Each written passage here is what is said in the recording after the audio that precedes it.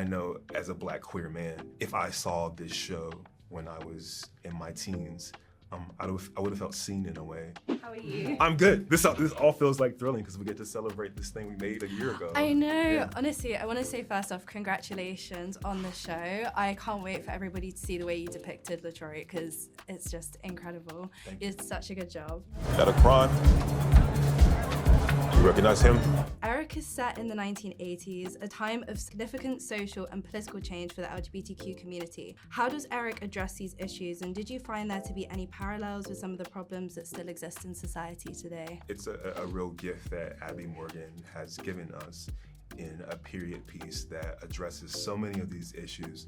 And I like to think that now can be incredibly polarizing, and the distance of time of 40 years now, it allows us and hopefully people who see the show to think about some of these things with some distance. Because we're sitting in the 80s in the middle of the AIDS epidemic, there's a lot of fear and social stigma attached to what it is to be queer. And we watch LaDroit sort of manage both this very real and human thing at home of where he's mourning someone before they're even gone because William, his partner, is deteriorating because he has AIDS.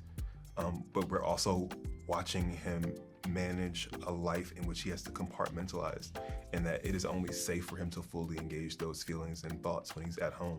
And when he's outside of the house, he's confronted with a much more hostile world in which he has to hide in some ways, in which his sexuality can be used as leverage and is weaponized. And that is on top of his Blackness. So to be othered in many ways and to be carrying the weight of what that looks and feels like on a day-to-day in an institution where institutional racism is very present in the NYPD. I think it's really important that we watch him manage these things. And I think over the course of the 6 episodes, we're really watching a Black queer man learn to fully accept and love himself. And in that regard, that's when he's fully able to step into his power and be the change that he wants to see in the world. Why is it important that we see honest and authentic depictions of LGBTQ+ relationships during the AIDS pandemic in a show like Eric, and how did you prepare for that? I agree that it's incredibly important. There's the obvious sort of portion of a child going missing and being lost, and we're searching for him. But there are so many people in the show who are lost. And I think in life, there are so many people who are lost and who feel alone. And for the queer community out there, I think it can be a very lonely experience sometimes, and you feel like you're alone or the only one experiencing a thing. And I know as a Black queer man, if I saw this show when I was in my teens, I would have felt seen in a way. It would have been healing in a way to watch someone go on a journey where by the end they land in a more hopeful place of it getting better and not being necessarily a victim, but a person who is capable of embracing self and saying, I am okay with myself, I love myself, and I am better for going on that journey. For a young queer person to see that is affirming in a way that is really important to me as an artist. I think LaDroit is on this journey of thinking about how he can be the change, but as an artist, I think about how do I, through my work, put things out there that can make the world and the space better for people who are like me. And for me, this project is a gift because it's an opportunity for me to do that, to sort of say, this journey is important, this journey is human and full. As a world, not just queer people, but as a world, we need to make space for people in the fullness of their humanity. And I think LaDroit will definitely, as a character, speak to so many people. It's not just an example of what it was like in the 80s, but I think it's definitely an example of how people resonate today that feel very similarly, as you just said. So Did you at all have any similarities between LaDroit when you were discovering the character? Did you find that you actually could relate yourself on a personal level to him? Absolutely. There are a lot of things that are similar about us. I think he's an empath at heart, and I think that's the thing that resonates with me. But I think this sort of journey that you're on, where you're trying to figure out where you fit in the world, and there's a real journey of accepting yourself. I don't think as an actor I would be able to do my work to the fullness of my ability if I was hiding. So I have my own personal journey of this is who I am, and I'm okay with who I am, and I'm okay with sharing who I am to the world. That's freeing in a way. In some spaces, people will treat you in a way or suggest subversively that who you are is not okay, or this is not a space for you, to sort of proclaim that and enter into the space and take up space I think is revolutionary. How'd you get that cut on your forehead? And how was it working on set as well with Benedict Cumberbatch? I think it would be very easy for Benedict. He's incredibly accomplished and incredibly talented to show up with a lot of ego. And it was refreshing that he showed up as a workman in a way who's interested in rolling up his sleeves and diving into the story and collaborating. There were so many moments on set when I look into his eyes and I feel like anything is possible. And as a scene partner, that is exciting because it means I can show up and play. And to watch him engage with the puppet, and I don't see the puppet,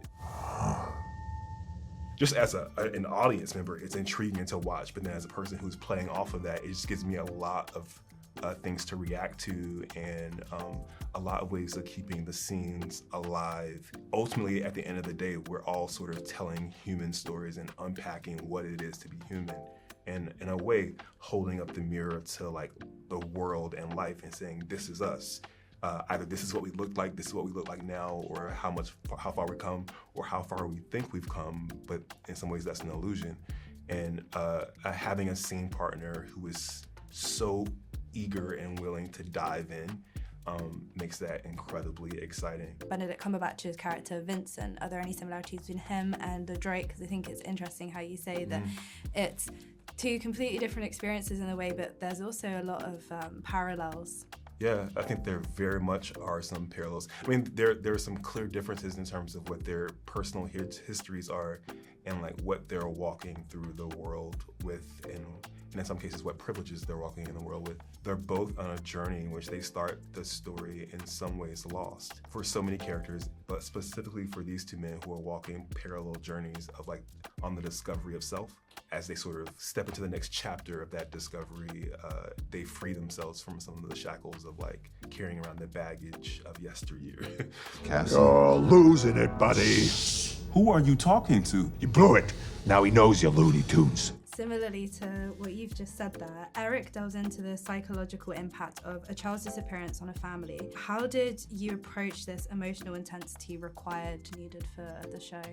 That's a good question. I think of like research, for example, as a way of building a bridge to things that I don't know or that aren't familiar to me. And there's so much about what Abby has written and gifted us with that is so familiar to me.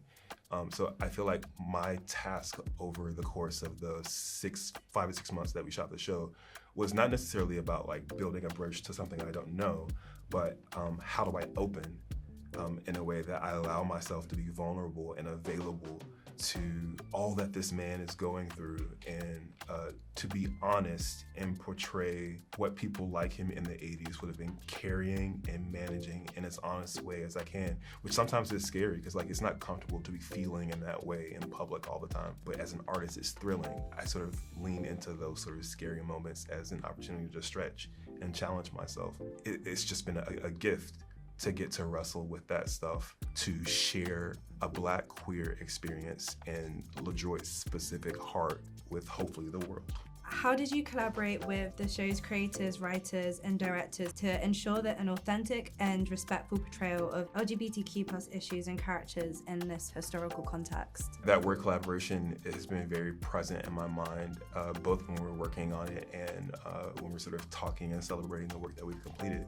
I can't sing the praises of Abby Morgan enough. I think she wrote something that was incredibly nuanced. Ultimately, as a creative person in the world, the truth is the most interesting and important thing to me, especially this being something that is close to my own experience in my own life. I think I have a sort of responsibility to community to offer a journey honestly, and that we give him as full of an arc as we possibly could, but that we also share some of the small moments that give us a window into an experience. Like so much about when we watch these shows and things is about like experiencing the other and realizing the ways in which people are very different from you are actually not that different. They have the same wants and needs, and their hearts ache in the same way yours do.